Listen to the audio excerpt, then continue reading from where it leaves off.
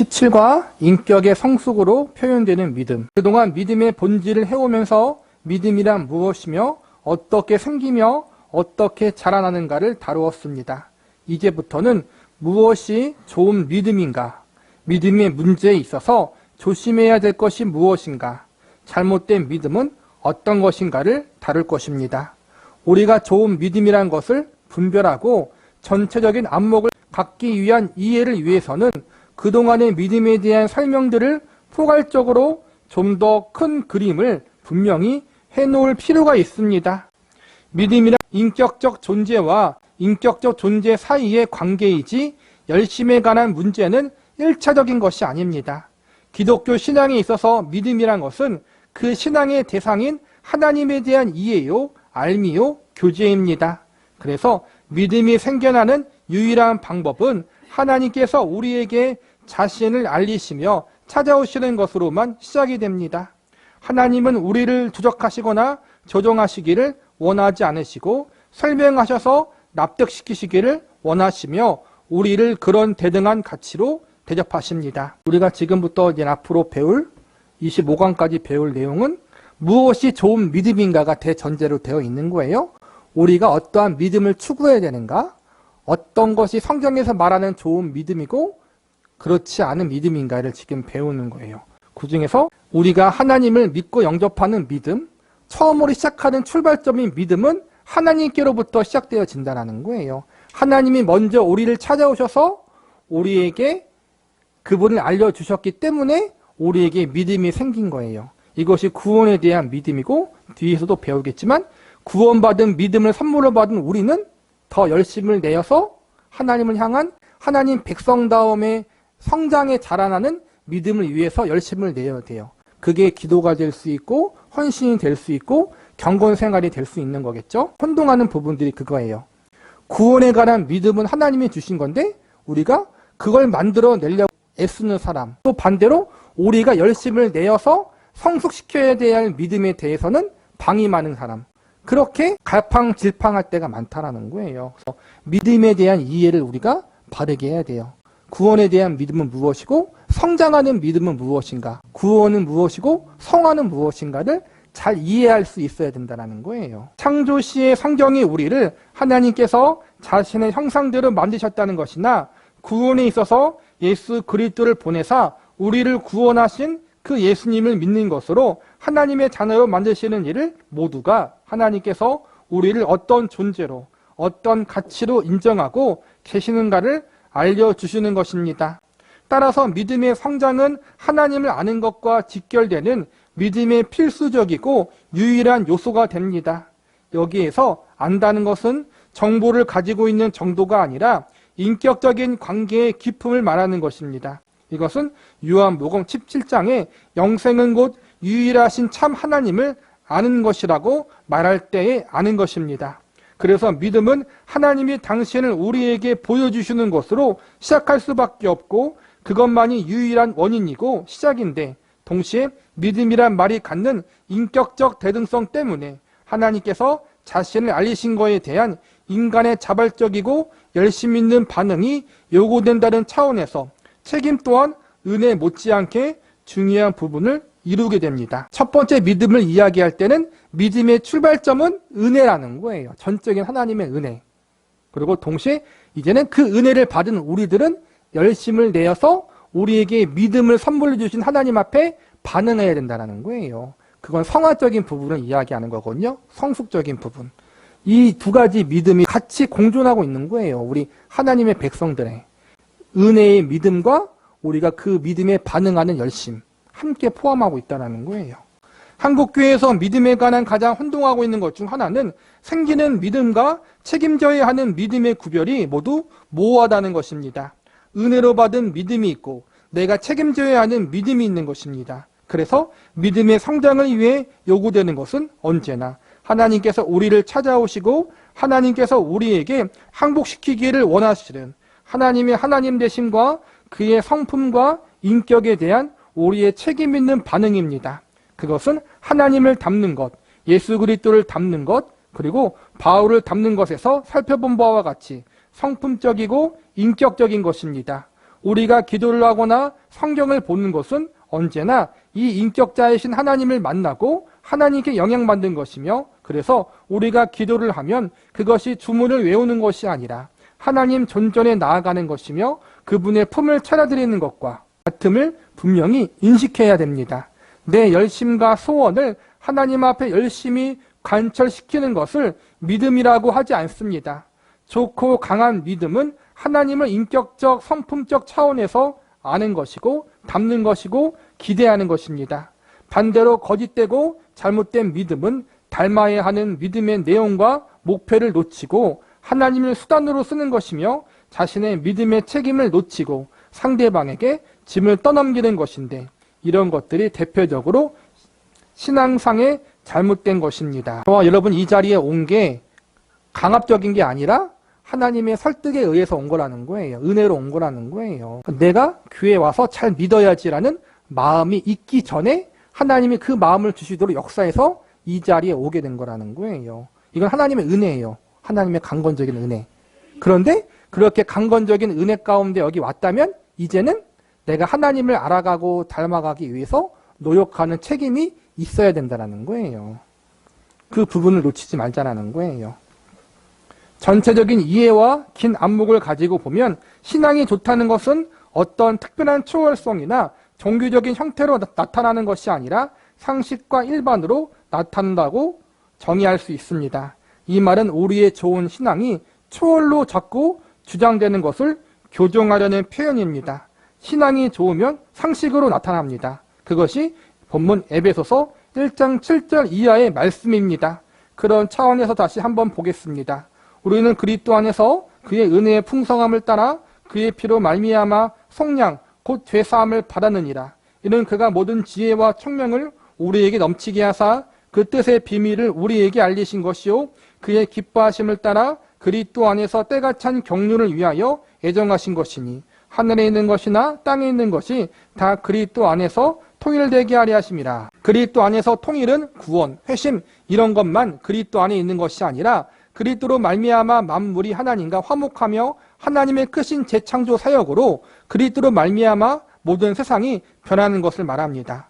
아직 우리의 육체나 세상의 자연들이 저주 아래에 있고 사망 아래에 있는 것이 현실입니다. 그것은 나중에 새 하늘과 새 땅에 가야만 변화된 우리의 육체의 변화와 새 하늘과 새 땅, 하나님의 영광으로 가득한 흠없는 자연 세계를 그때 받을 것입니다. 그러나 이미 믿는 자들이 예수 그리스도로 말미암아 영원한 삶에 속하는 것들, 지금 누리는 것 같이 변화된 신자와 믿지 않은 자의 가장 큰 차이는 현실적으로 자연을 보는 눈, 일반을 보는 눈, 자연과 일반을 쓰는 시각과 목적과 내용이 다릅니다. 좀 내용이 어려운데 우리가 오전 시간에 배웠던 것처럼 우리가 죽어서 천국에 가든지 예수님이 재림하셔서 세상을 새롭게 하든지 그 둘 중에 하나가 아니면 아직 우리는 어려움을 경험한다라는 거예요. 고통을 경험하고, 왜냐하면 이 땅은 죄악된 세상이기 때문에.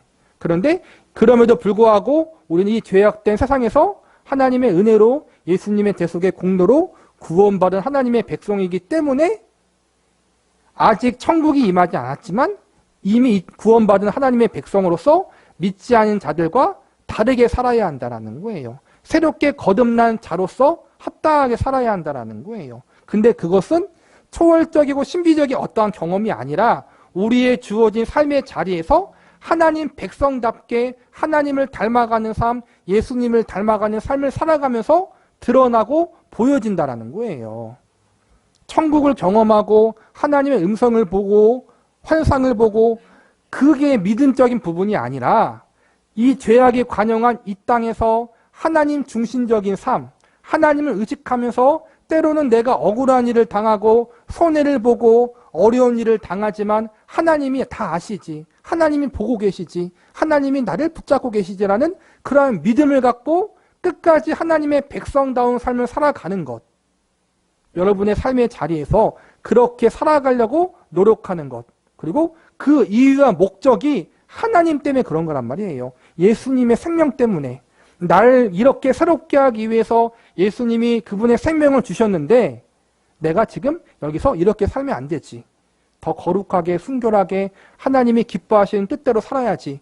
그런 다짐을 하고 결심을 하고 믿음의 선한 싸움을 싸워 나가는 거예요. 여러분의 가정에서, 직장에서, 사업장에서. 사실 교회에 와서는 죄와 타협할 게 별로 없잖아요. 그렇죠? 예배만 드리면 되는데, 말씀 들으면 되는데. 그런데 여러분의 가정에 가서, 직장에 가서, 사업장에 가서 여러분은 세상과 타협해야 되잖아요. 그렇죠? 살면서 어쩔 수 없이. 그 가운데 믿음의 선한 싸움을 싸워 나가는 것이 바로 그것이 믿음이라는 거예요. 다른 것이 아니라. 그런데 우리는 자꾸만 신앙이 좋다고 하면 초월과 자연이라는 개념으로 경계선을 그어 성스러운 것과 속된 것으로 나누는 버릇이 있습니다. 자연과 일반에 속한 것은 모두 속된 것이고 종교적 형태와 명분을 가진 것만 초월에 속한 것으로 신앙의 영역과 내용으로 생각합니다. 그래서 신앙이 좋다는 것을 스스로를 하나님의 사람으로 가져야 하는 안목과 부유함에서 어느 한쪽으로 치정치고 폐쇄시키는 것으로 알고 수도송같이 기도원으로 숨어드는 신앙의 원리와 내용에서가 아니라 형태에서 세상과 자꾸 분리하려는 신앙관을 가지는데 이것은 잘못하는 것입니다. 여러분이 예수를 잘 믿는 믿음의 고귀한 경지에 가면 어디에서부터 다르냐 하면 표정에서 다릅니다. 기도해야 하는 신앙인이 된 것이 증명되고 성경을 들어야 신자인 표가 나는 것이 아니라 믿는 사람만이 가지는 온 천하 만물을 주장하시고 역사를 움직이시는 하나님의 자녀로서 갖는 그 하나님의 의로우심과 선하심과 복되심에 참여한 자로서 시각과 변화 이러한 것들이 여러분 모든 것에서 다르게 하는 것입니다. 하나님을 참되게 만난 사람, 성화를 향해 나가는 사람은 교회에서만 달라지는 것이 아니라 말씀 보고 기도하는 건 당연한 거지만 여러분의 삶의 자리에서 삶의 태도가 달라진다는 거예요. 그렇죠? 왼수 같은 남편, 왼수 같은 마누라, 왼수 같은 직장 상사, 왼수 같은 내 부하 직원, 그들을 대하는 내 삶의 태도가 달라진다는 거예요.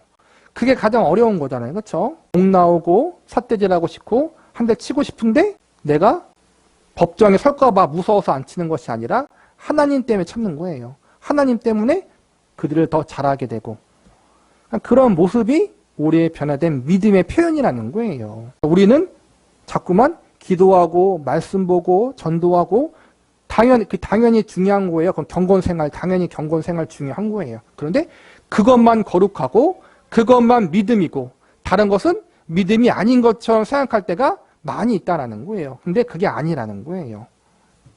종교적인 영역과 내 삶의 영역, 모든 영역이 믿음의 영역이라는 거예요. 그런데 이런 일반과 상식, 자연이라는 형태로 신앙이 좋다는 것이 표현되어야 한다고 할 때 조심해야 될 것은 그것이 윤리와 도덕과는 어떻게 차이가 있느냐는 것입니다. 세상 사람들이 가장 많이 예수 믿는 사람들에게 말하는 것 중 하나가 예수 믿는 사람들이 믿지 않는 사람들보다 정직하냐, 믿지 않는 사람 중에도 얼마든지 착한 사람이 있다라는 식의 지적입니다. 세상 사람들이 갖는 윤리와 도덕은 그 기준이나 목표가 자기 의에 있습니다. 자기 잘난 것의 한 증명으로 윤리와 도덕을 지킵니다. 그러나 예수 믿는 사람들이 지키는 일반과 상식 혹은 자연에서의 우리의 의로움과 선함은 윤리와 도덕의 차원에서가 아니라 우리를 지으신 하나님의 인격과 성품의 발현입니다. 믿지 않는 사람들은 자기 의를 나타내기 위해서 혹은 자기 만족을 위해서 하는 거예요. 이타심을 가진 사람도 분명히 있고 착한 사람도 있잖아요. 구제하고 어려운 이웃을 돕는 사람 보면 휴머니즘적인 사람들이 분명히 있어요. 우리보다 더 착한 사람이 있다는 거예요. 분명히. 그런데 그들은 그 중심이 자기겠죠? 우리는 중심이 하나님께 있다는 거예요. 나를 드러내거나 어떤 상대방 중심이 아니라 하나님 중심에 있기 때문에 내가 하나님 앞에 바르게 살려고 힘쓰는 거라는 거예요. 그게 큰 차이예요. 하나님이 중심에 있느냐 없느냐. 믿지 않는 자의 정직함, 불신자들의 성실함에 배우는 나는 너와 다르다라는 자기 증명과 자기 자랑이 있지만 믿는 자들의 윤리나 도덕 또는 상식이나 교양이나 이런 차원에서의 아름다움, 그 선함이 있을 때에는 그 배경이 언제나 하나님께서 우리를 그분의 형상대로 만드셔서 이것이 가능합니다. 하나님께서 예수 그리스도 안에서 나를 구원하사 이렇게 바꾸어 놓으셨습니다. 이것이 진정한 하나님께서 의도하신 인간의 아름다움입니다. 이러한 하나님의 영광이 언제 전면으로 나서게 됩니까? 이 차이를 이해하시겠습니까? 얼핏 봐서는 믿지 않는 자나 믿는 자나 윤리와 도덕적 차원에서 차별이 없어 보이나 믿는 자와 믿지 않은 자의 근본에 있어서 윤리나 도덕 혹은 일방 상식과 경우에 있어서 이 범절에 있어서 의와 성과 같은 어떤 덕목들이 행해지는 동기, 이유, 목표에 있어서 전혀 다른 것입니다. 이것이 좋은 신앙에 있어서 가장 중요하게 우리의 신앙을 점검하는 기준이고 성경이 또한 요구하는 것입니다. 내가 하는 모든 행동의 기준, 목적, 근본은 예수님 중심, 하나님 중심에 있다는 거예요. 하나님을 의식하기 때문에 그렇게 하는 거라는 거예요. 남들에게 잘 보이기 위해서 혹은 칭찬받기 위해서 나를 드러내기 위해서 내가 성실하고 착하게 사는 것이 아니라 하나님이 나를 보고 계시지, 하나님이 다 알고 계시지, 그것이 믿는 자와 믿지 않은 자들의 구별이라는 거예요. 그런데 이러한 도덕과 윤리의 차원에서 신자가 그의 신앙이 검증되지 않으면 안 된다는 이야기를 하다 보면 기독교 종교를 하나의 관념으로 바꾸라는 도전을 받게 됩니다. 우리가 보통 이야기하는 자유주의 신학 혹은 신학이라고 이야기하는 것이 그것입니다. 신학이라고 하는 것이 그것입니다. 자유주의 신학은 실제로 하나님이 있고 실제로 성경에 기록된 역사가 있었던 것이 아니라 이스라엘 사람들이 인간의 고귀한 도덕성을 고취하기 위해서 우리가 어렸을 적에 들었던 너 말 안 들으면 망태할 할아버지가 잡아간다 식의 동기 유발과 교훈을 신화적인 형태로 성경을 썼다는 것입니다. 이 신신학 혹은 자유주의 신학이 주장하는 가장 중요한 핵심은 실제로 하나님은 없다는 것입니다. 인격적 존재인 하나님과 그분의 권위와 그분의 다스리심을 부인합니다. 제가 알고 있는 자유주의 신학을 가진 목사가 하는 교회의 표현은 하나님은 사랑이시다입니다. 표현이 우리하고 다를 바 없습니다. 그러나 이 표현가 뜻하는 것은 하나님이란 분이 있는 것이 아니라 사랑이 하나님이란 것입니다. 사랑하라 가르치려고 하나님을 등장시켰다는 것입니다. 하나님이 실제로 있어서가 아니라 어떻게 인간이 멋지게 살아갈 수 있는가를 가르치기 위해 하나님을 등장시키고 그 하나님은 사랑을 가르치고 우리에게 교훈하기 위해 가공의 신으로 등장하는 것입니다. 자유주의 신학을 말하는 건데 하나님과 예수님이 중요한 게 아니라 하나님과 예수님의 가르침만 중요하다는 거예요. 하나님은 사랑이시다. 성경 말씀인데 그들의 본질은 하나님이 중요한 게 아니라 사랑이 중요한 거예요. 잘못된 거죠. 우리는 사랑이 중요한 게 아니라 하나님이 중요하고 그 하나님이 우리의 삶의 주인이고 왕이기 때문에 사랑하며 살아가는 거예요. 이 우선순위와 중심을 잃어버리면 결코 안 돼요. 그래서 우리가 신앙이 자연과 상식, 교양 이런 것으로 나타나야 하는 것에 굉장히 어렵습니다. 믿는 사람보다 믿지 않는 사람이 더 정직할 수 있습니다. 세상 사람들이 저 사람은 예수 믿지 않아도 천국 갈 사람이어야 하는 것은 세상 사람들이 몰라서 하는 이야기입니다. 우리는 착한데 지옥 가는 사람들이 많다는 것을 인정합니다. 그리고 못났는데 천국 가는 사람이 많다는 것도 인정합니다. 예수 믿으면 그 사람이 어떻든 간에 구원 얻고 천국에 갑니다. 예수 믿는 사람이 세상 사람들보다 더 약삭 빠르고 교활하고 음흉하고 거짓말 잘하고 엉터리인 사람이 있습니다. 그러나 천국 가는 것은 분명 예수를 믿어야 합니다. 착해서 가지 않습니다. 이건 어렵습니다. 그런 식으로 우리의 신앙도 말하자면 내가 기도를 열심히 한다든가 전도를 열심히 한다든가 성경을 많이 본다든가 특별히 헌신했다든가 하는 식으로 본인의 신앙을 점검하지 말아달라는 것입니다. 목욕 욕조에 물을 받으려면 수도꼭지를 틀어야 하는데 이때 수도꼭지의 욕조 높이보다 당연히 높습니다. 수도꼭지에서 욕조 밑바닥까지 물기둥이 이어지는데 그렇다고 그것만으로 욕조 전체가 차는 것은 아닙니다. 한참 있다가 들여다보아도 절반도 차 있지 않습니다. 일정 시간을 두고 물이 쏟아내려져야 전체가 채워지는 것입니다. 여러분이 어떤 물기둥을 이를테면 기도하는 물기둥, 어떤 감격으로 인해 헌금하는 물기둥 등을 갖고 있다는 것으로 수도꼭지에서부터 밑바닥까지 물기둥이 있으니까 내 높이는 수도꼭지라고 생각하는데 그렇지 않습니다. 그런 것들은 욕조의 전체를 채워야 되는 것 같이 좋은 신앙은 여러분이 가진 어떤 특별한 물기둥들이 다 담아져서 어디를 채우고 올라와야 되느냐 하면 일반적인 것, 자연적인 것, 상식과 교양에 속하는 것들을 채우고 올라와야 합니다. 그것이 여러분의 신앙 수준입니다. 내가 가진 어떤 물기둥 크기 하나로 누구의 믿음이 큰가를 비교하는 것은 어린아이들이 고드름을 따서 누가 더 큰가를 비교하는 것과 같습니다. 그것이 쌓여서 하나님의 형상대로 만든 인간이 갖는 지정의 그가 사는 사회에서의 문화의 정신과 삶의 모든 면에서의 생각과 반응과 책임을 지는 능력이 생겨나는 것이고, 이런 모든 것을 채우기까지 여러분의 수준입니다. 줄 서는 것, 차 타고 가다가 성질 내는 것, 이런 모든 것에 여러분의 수준이 있는 것이지, 몇 가지 물기둥을 가지고 있다고 해서 여러분의 신앙을 잘못 생각하지 말라는 것입니다. 그런데 우리는 그러기 일쑤입니다. 이 물기둥이 내려와 욕조 전체를 채우는 것이 아니라 이 물기둥을 보존해 위에서 얼리려고 합니다. 그래서 이게 서 있으니까 이게 내려와 전체를 채우면 흔적도 없이 사라지는 것이 그렇습니다. 그 흔적도 없이 사라진 경험이 많지 않습니까? 여러분은 어떤 집회, 어떤 순간에 은혜를 받은 경험들이 있을 것입니다. 맞다 이거다. 벅찬 시열을 안고 돌아왔는데 며칠 안 돼서 꽝으로 돌아온 기억이 없으십니까?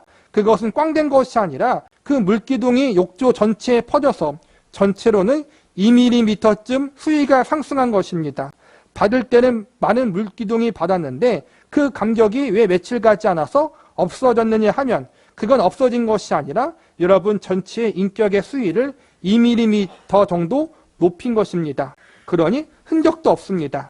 그래서 어느 날 나 이제 알았어 하는 사람은 보통 꽝입니다. 이것은 좋은 믿음을 점검하는 아주 중요한 부분입니다. 그래서 우리는 좋은 믿음 혹은 잘못된 믿음을 점검할 때 몇 가지 자신이 선택한 이것이 믿음이다. 하나님은 이것을 좋아하실 것이다 라는 스스로 만든 어떤 몇 가지 일에 자신을 붙들어 매고 있는 것이 아닌가 조심하십시오. 우리가 착각한다라는 거예요. 은혜 받을 때는 믿음이 좋은 것 같다가 은혜가 떨어지면은 믿음이 한없이 추락하잖아요.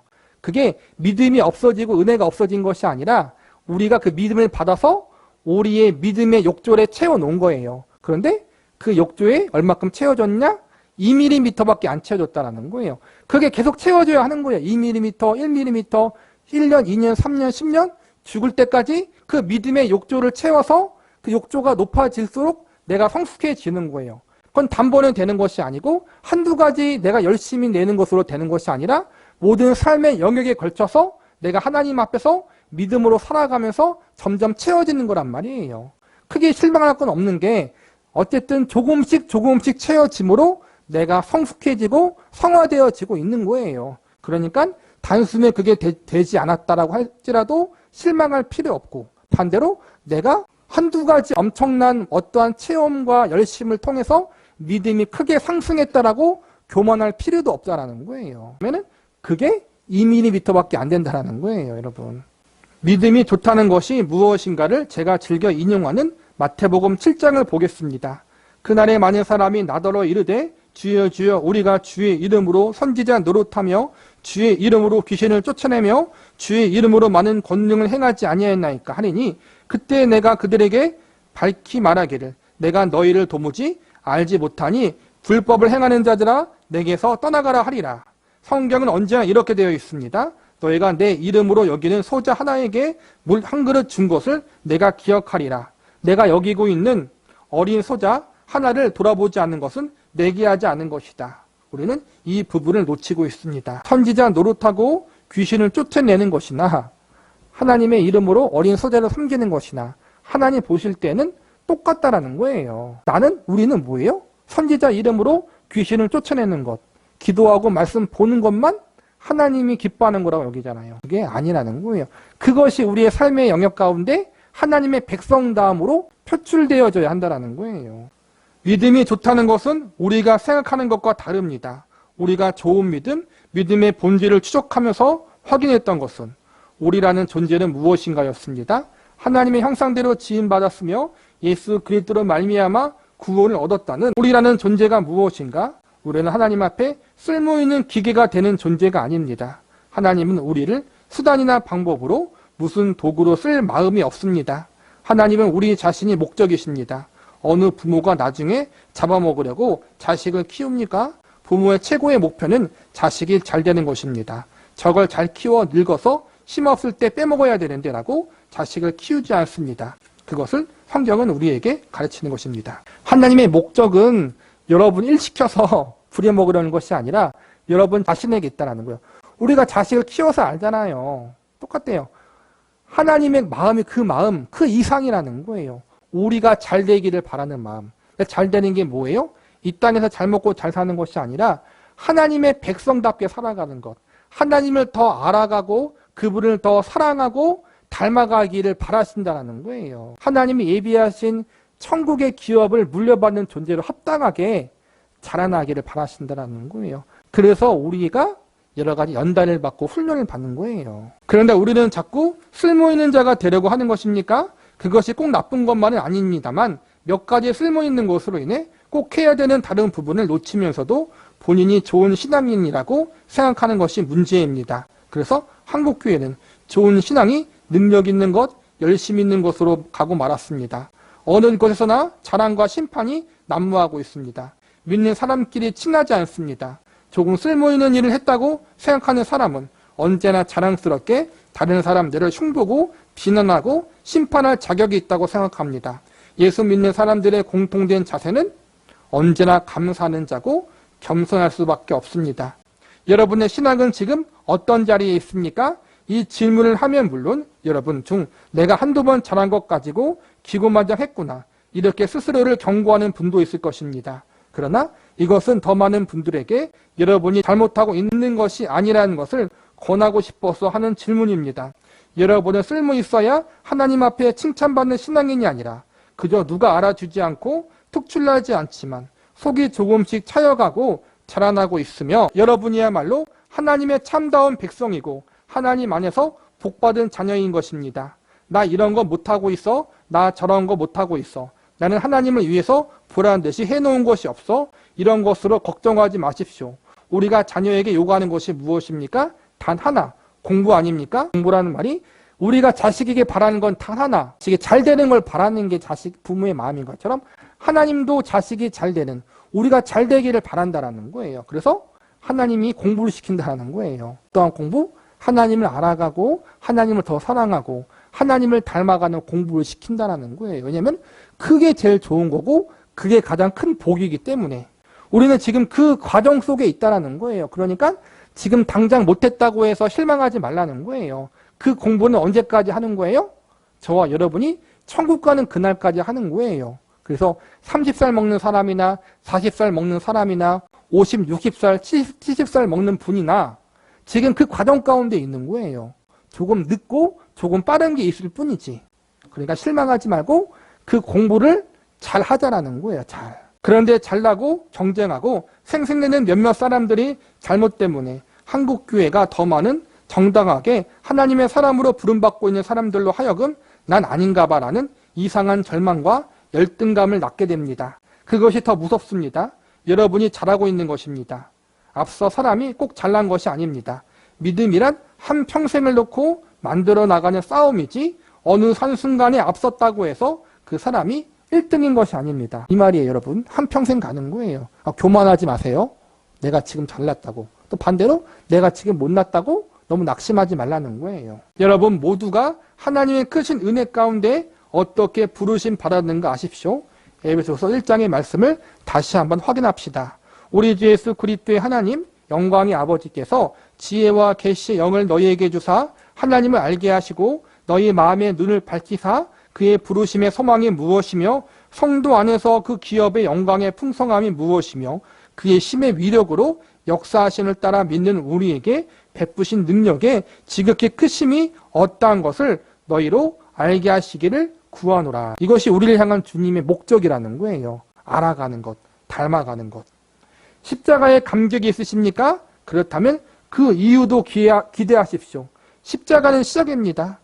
그 부르심의 소망, 그 기업의 영광의 풍성, 이것을 기대하십시오. 그것을 위해 십자가를 세웠고 그것을 위해 예수 그리스도를 못 박았습니다. 그리고 그 예수를 교회의 머리로 우리의 머리로 주셨고 우리는 그분의 몸입니다. 우리를 구원하시기 위해서 예수님이 십자가를 달리셨잖아요. 근데 그게 끝이 아니라는 거예요. 예수님의 생명을 바쳐서 십자가에서 바쳐서 우리를 구원했으니 이제 그 생명의 값에 합당한 자로 만들기 위해서 하나님이 우리의 삶 가운데 함께 하사 우리를 붙드신다는 거예요. 어떻게 붙드셔요? 예수님을 우리의 머리로 삼고 우리는 그분의 몸이 되는 거예요. 예수님과 붙어 있다라는 건 뭐예요? 예수님이 우리와 엮이신다라는 거예요. 엮어서 데리고 간다라는 거예요. 이제 도망가지 못하도록. 잘못된 사람과 엮여서 내가 피해 볼 때 있잖아요. 우리 편에서는 기쁨이고 감사고 영광이잖아요. 믿음이란 것을 이렇게 표현하는 것을 용서하십시오. 날뛰는 것이 아닙니다. 묵묵히 자라나는 것입니다. 멋지게 자라나십시오.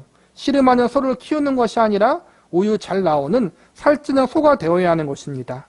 여러분 각자가 그리스도 안에서 여러분을 불러내신 하나님의 뜻과 그 인도하심과 마침내 영광의 자리에 앉히시고야 말겠다는 하나님의 의지와 목표에 대해 이해가 있고 그래서 감사하고 충성하고 승리하는 여러분이 되시기 바랍니다. 날뛰지 말고 묵묵히 잘 자라십시오. 네? 믿음이란 것입니다. 기도하시겠습니다.